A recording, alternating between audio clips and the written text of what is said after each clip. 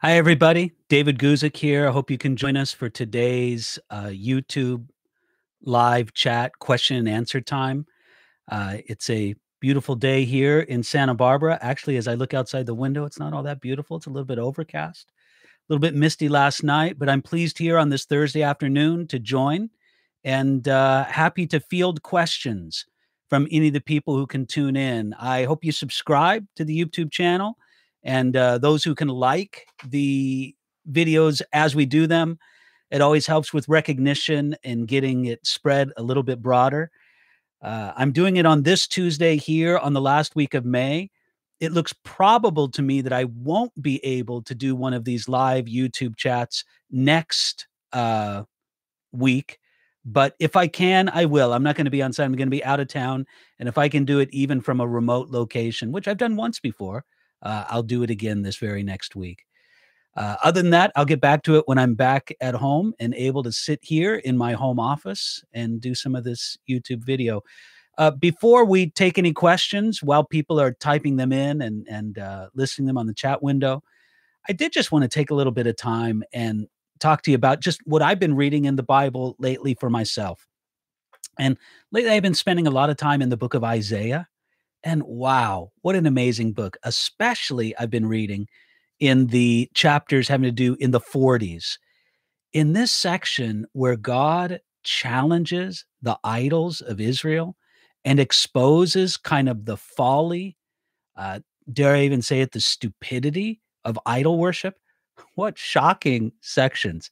I mean, shocking in the very best way.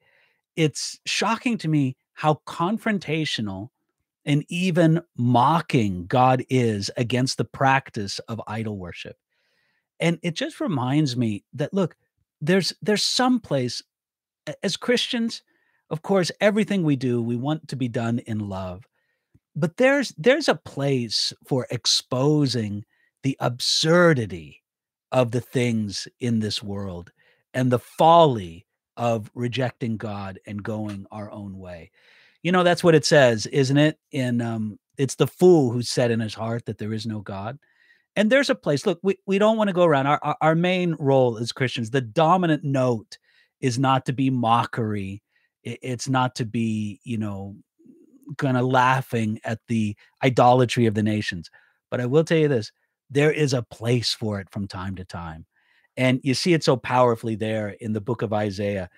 Maybe if I can find it quickly in the Bible that's in front of me, I can just read to you some of these sections from Isaiah, starting chapter 42 and chapter 43, um, where he just says,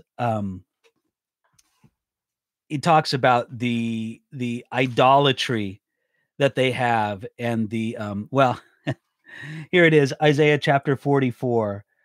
um the blacksmith with tongs works one in the coals, fashions it with hammers, and works it out with the strength of his arms. Even so, he's hungry and his strength fails. He drinks and no water is faint. In other words, he's getting exhausted making his own idols. And then verse 13, the craftsman stretches out his rule and marks it out with chalk. He fashions it with a plane. He marks it out with a compass. He makes it like the figure of a man, according to the beauty of a man, that it may remain in the house. And then it goes on to say how he takes part of the wood and he burns it and cooks a meal on it. And he takes part of the meal and he uses it to make an idol that he worships. And again, it's just pointing out in such a clever and I'd say even beautiful way the absurdity of worshiping anything other than the true God. So I just say that section in the scriptures, it just reminded me that yes, we never want the dominant note of us as believers. We never want that dominant note to be the idea of mockery. But there is a place, time and again, time from time to time, I should say, of pointing out the absurdity of worshiping anything other than the true God. All right, I'm looking over the chat window right now. Oakley fan saying fasting in the biblical sense versus Ramadan. What is your opinion of that practice? Well, look, I'm not an expert on the fasting practices of Ramadan. To my knowledge, this is what they do: is Muslims during Ramadan, they abstain from food or drink during all daylight hours. And there comes a time during the day, I don't know exactly when it happens, but there comes a time during the day where the sun has set adequately and they mark that the day has ended, and then they kind of feast it up during night. That's not really the biblical idea of fasting. First of all, in fasting, biblically, we really don't have the idea of abstaining from water, although it seems that Moses, it's marked, had this absolute miraculous fast where he abstained from water for some days. But normally, biblical fasting, we're talking about abstaining from caloric intake. It's not just solid food. Look, I'll be straight with you. A lot of people, when they talk about fasting in the Bible, they talk about things that aren't really fasting. Um, they may be forms of self-denial, and that's good. So, for example, abstaining from sweets or sugar, that is an admirable and probably healthy form of self-denial, but it's not really fasting. Fasting in the biblical sense is abstaining from caloric intake. You're not consuming any calories. There are some people who go on liquid diets and they call that fasting. Again, perhaps it is an admirable form of self denial, but it's not really fasting. So, fasting is a term we reserve in the scriptures for abstaining from caloric intake. It doesn't generally include not drinking water because water has no caloric intake, but again, abstaining from anything that would have calories. So I think there's a distinction in the way that the practice works out. But let me say this. The other thing that I have to plead a little bit of ignorance on is I'm afraid I don't really know the theology behind fasting in the Muslim practice and during Ramadan. I don't know if it's a self-righteousness thing. I don't know if it's an earning your way before God, but this is what we need to remember about the Christian practice of fasting. It is not done to twist God's arm. It's not done to get a reluctant God to do what you want him to do. Fasting is practiced to carry out the practice of getting our heart in alignment with God's heart. It's a way of expressing the depth of our concern to God. Listen, many of us have had some kind of experience. Parents know this. Parents know what it's like to have your child be sick, and you are so worried over your child's sickness that you can't eat. You're so consumed with the problem. It's a way of presenting our need or our problem before God in those terms, saying, God, this need, this thing is so important to me that I can't even eat about it. Seeking you is of greater priority than eating. Really, in a sense, that's what fasting is all about. It's a way of declaring to God, seeking you is more important to me for this day, these days, this period of time than the food I eat. Fasting is actually a neglected practice among Christians, and Christians need to fast more and more, I believe. Something that the Lord challenges me on specifically. And so I would hope that this is something that I myself, but everybody can do in a greater extent. Maybe, and I'll just throw this out as a thought, maybe it's a bit to our shame that the Muslim world is more concerned about fasting than the Christian world. Not that we should do it for their same reasons or according to their same practice or according to their same theology, but it is a little bit revealing that Christians seem rather unconcerned about fasting, yet it remains a high priority in the Muslim world. Comment from oneism, I should say, how we should tell if we're fasting in the strength of the Lord or fasting in our own strength of flesh or mind. Well, that is a great question, a great comment. And I would just add this to the idea that we don't fast in the Christian world merely for the health benefits. Now, there's a lot of exciting studies out and more that come out that tell us of the health benefits of fasting. And actually, it's becoming something of a trend for people to do this. I've heard that there's fasting apps that you can get. And I'm not sure exactly how an app can help you fast, but apparently so. Maybe it gives some encouragement or a little timer or something like that. I don't know what it does, but there's fasting apps.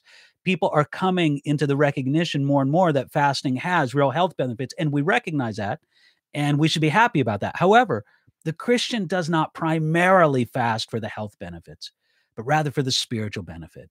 And there is great spiritual benefit in the denial of the flesh and the seeking after God. It's a way for us to confront our own self and put our body in the place where it belongs. I know it's a little bit under debate among Christians, but if we do want to speak about the human self being in a tripart thing of body, soul, and spirit, fasting is one way that we can put the body in its proper place under the soul and under the spirit so that we demonstrate we're not ruled by our bodily appetites, but actually we're walking in the spirit and not according just to bodily appetites. All right. Uh, a witness for Jesus asks, thank you for your question. Glad you're interacting. Can you give me a quick review of the 5 points of Calvinism? Which aspects do you agree and disagree with tulip theology? Witness for Jesus, I don't mean to disappoint you, but the answer to that question is frankly, no, I can't give you a quick review on the 5 points of Calvinism. And I'll tell you this, that when I engage people over the issue of Calvinism or Reformed theology, and just to be clear, I'm not Calvinistic. I don't consider myself Reformed, although by the same token, I do not consider myself anti-Reformed. I'm not on a crusade, so to speak, to, refute Reformed theology in the sense there's a lot in Reformed theology that I appreciate. And there are many people in the Reformed world that I've benefited from. However, I don't consider myself a 5-point Calvinist by any means, nor do I consider myself Reformed in my theology. And the tulip that a witness for Christ refers to is that classic formulation of Calvinistic or Reformed theology that came about after Calvin's death, TULIP being an acronym standing for total depravity, unlimited, oh, good heavens. I'm trying to remember now. Unconditional election is you don't embarrass yourself on live YouTube video here, David. Total depravity, unconditional election, limited atonement, irresistible grace, and the perseverance of the saints. Those 5 aspects. And, look, witness for Christ, I don't mean to imply that your question is invalid. Maybe I could take a whole video and talk about that. But let me say this. When I talk with people about the issue of Reformed theology, instead of dealing with it at the point of the 5 points of TULIP, I approach it from the standpoint of, does regeneration come before faith? To me, that's the critical issue. Are we born again before we believe, or do we believe and we're born again? Now, I need to clarify something, because the Reformed position is that we are born again first and then we believe. I believe that the scriptures don't speak in that terminology, don't speak in that manner. And again, another time when I develop this in greater detail, by the way, there's recordings on enduringword.com where I deal with this question specifically. You can email me or leave a comment and I'll get the specific recording to you, or email you my notes on this. Again, you could just leave a contact thing in the chat and I can get back to you on it, or leave a comment on the video later. But look, here's my specific point. Absolutely, positively, a prior work must be done in the heart of any lost man or woman before they can believe. What I would simply agree with, and I disagree with this because I believe it's what the Bible teaches, I disagree that that prior work is regeneration. And there's a lot of reasons why I believe that, and I could go into it in greater depth.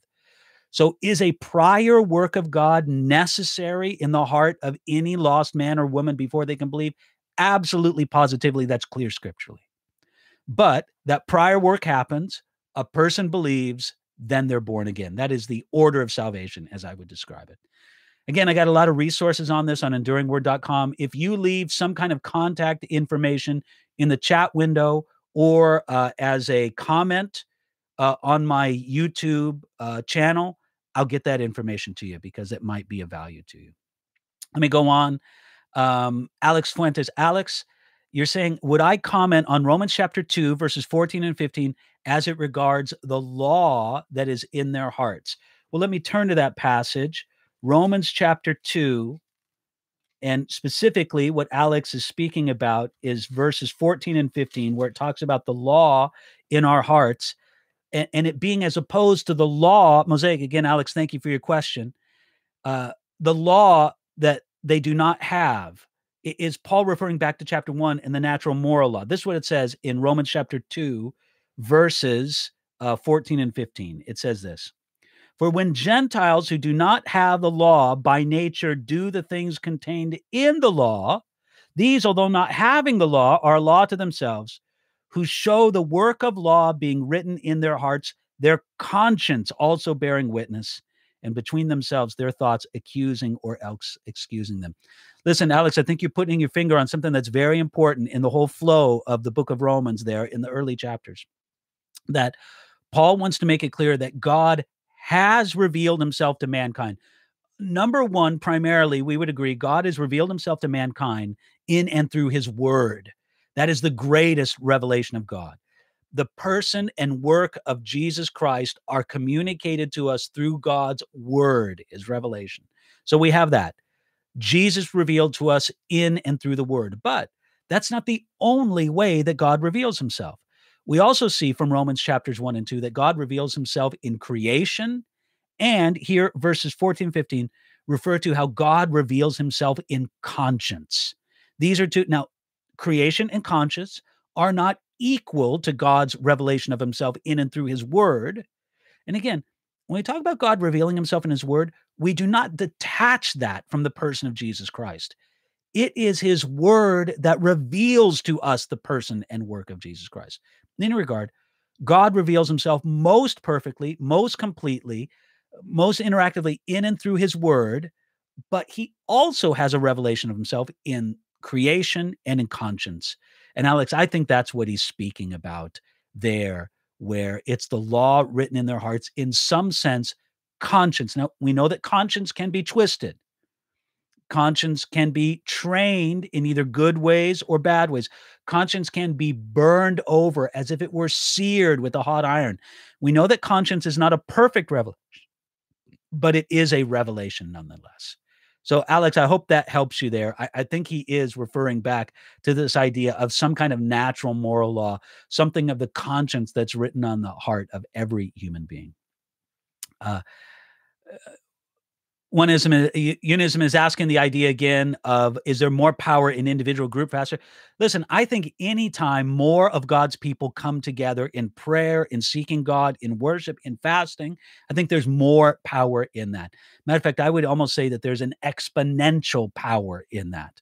So if the power of one person fasting has its own power, the power of two people fasting might be, and I know I'm just making an analogy here, it might be times 10. Three people fasting might be that power times 100. I believe there's some kind, I can't give you the exact arithmetic on that, but I believe there's some sort of exponential aspect to the power of God's people coming together in fasting on a larger scale. Brent sends in a question. He says, David, well, maybe that's not a question, but a comment. Brent says, David, I don't have a question, but your commentaries have really helped me understand the scripture so much more and helped me improve my walk with God. Thank you so much for your ministry. Well, Brent, thank you for that very kind comment. Listen, of course, I love hearing about how God uses the Bible commentary. It's something so far beyond what I ever expected. You know, I never set out to write Bible commentary. It happened almost accidentally that I found out that what I prepared for myself as teaching notes was helpful for other people as Bible commentary. You can imagine how pleased I am that God uses it. And let me tell you something. If you want to know more about the work of Enduring Word and my Bible commentary and my online work, on this very YouTube channel, there's a great little video that we posted called The Story of Enduring Word. We have it in a 4-minute version and we have it in a less than 2-minute version. Go ahead, splurge a little bit, spend the 4 minutes, watch the longer version, The Story of Enduring Word, and I think it'll tell you in a comprehensive way what God is doing. I hope you do that. I hope you subscribe to our YouTube channel and that you click the bell to get notifications about what's going on. And I'm really grateful for the people who like this video as it's going on. Thank you for doing that. And I appreciate that so much. Witness for Jesus says, please send me your notes. I'd love to read them in more detail. My position is similar to Norman Geisler's Chosen but Free. Listen, Witness for Jesus, let me tell you something. I really appreciate Norman Geisler's book, Chosen but Free. And I like that you say you love Calvinists, though. Hey, I do too. And I'm grateful for some of the work that God's done in and through our Calvinistic or Reformed brethren. There's a rich heritage there and scholarship that we can learn from. But look, I'll give you my basic approach when it comes to systems of theology. I I I don't subscribe fully to any system of theology. I think that to the best of our ability, we should just seek to have a biblical theology. Now, look, I'll admit that those who do subscribe to systems theology, whether it be Reformed or Arminian or something in between, that statement I meant, I fully it drives them crazy because our Reformed brethren earnestly believe that their system of theology is biblical theology. But look, I just say this. I want to stay close to my Bible and not feel like I have to try to mold a passage of scripture into a particular pattern to fit my theology. So look, I've had people come to my church and think I'm reformed because I'm preaching on a passage that emphasizes the election of God. And let me tell you, if the text talks about the election of God, I'm going to preach it and people are going to see that I believe in the election of God. There's other people who have come to our church and been convinced I'm an Arminian because I'm teaching from a passage that speaks about the responsibility of man and that man has a real choice about his eternal destiny. I stay away from the term free will because I think it can be rightly argued that our will is not free, that our will is bound by various things. And I won't get all into that. But without using the term free will, I do believe without hesitation that mankind, men and women, have a real choice about their eternal destiny. And so if somebody's hearing me preach about that, they're going to think I'm an Arminian. And to me, it doesn't really matter too much. I want to the best of my ability, and we're all imperfect on this, but to the best of my ability, I want to let the scriptures speak for themselves. So that's what I'll keep endeavoring to do. In A Witness for Jesus, I'll be happy to send you those notes. And I'll look on the website, again, enduringword.com. Tons of audio and video resources there. I'll try to look for the message that I did talking about Reformed theology because it's a message that I've done at a few different pastors' conferences, mostly workshops, where I'll speak about Reformed theology.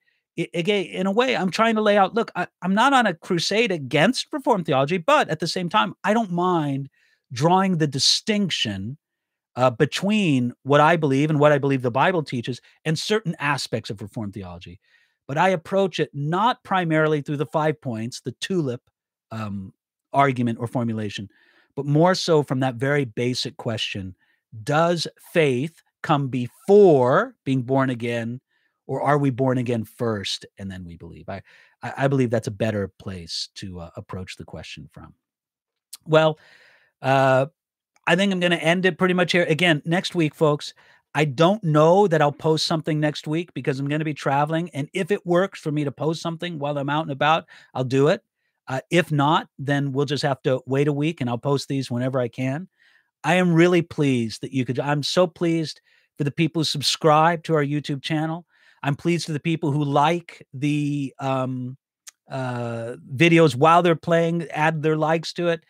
I'm very pleased for the people who click the notification button. And again, visit the website, enduringword.com.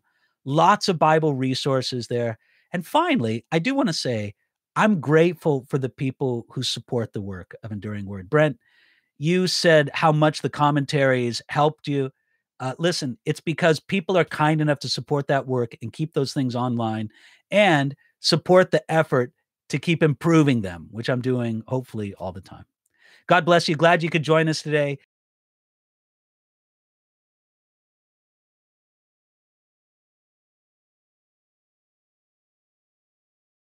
with you and hope to see you the next time that we do one of these YouTube live chats.